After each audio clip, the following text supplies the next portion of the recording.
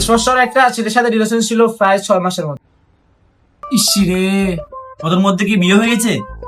6 মাসের রিলেশন ছিল, এখন ব্যাকআপ হয়ে গেছে। আলহামদুলিল্লাহ। কিন্তু কিন্তু কি আই জানতাম মাইজার ভিতরে একটা একটা বেজাল আছে। এই মাইজে দিন তো আল্লাহ ফাটলা শুরু করছে। আই হেদিনে বুঝি ইজার যাবে রাতে একটা টোপ দিকেছে।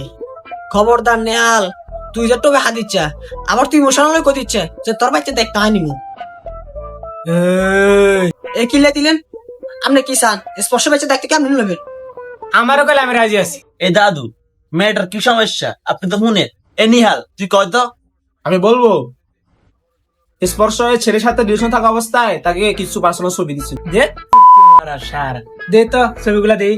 পাশাবা মাইন্ড ইউর ল্যাঙ্গুয়েজ। বন্ধু, তুই বাসার ছবি কিন দেখাচ্ছে হাতে যে তুই ছবি কিন দেখালে হাতে বাইর করে দিব।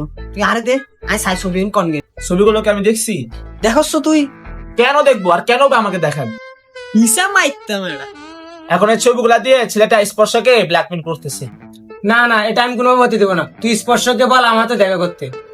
আমি দেখতাছি এর ব্যাপারটা। আপনি কি বল দেখবেন? আমি দেখতাছি কাবিলা, ও 2-3টা ছবি বাইরে হইলে আমার কোনো সমস্যা নাই। ওর দায় ভাই আমি নিতাছি। দাদু, একটা মানুষ ডিভোর্স করছে, তার কি আপনি হেল্প করবেন তা না, আপনি আসলে ওর বিয়ে করার দান দেয়।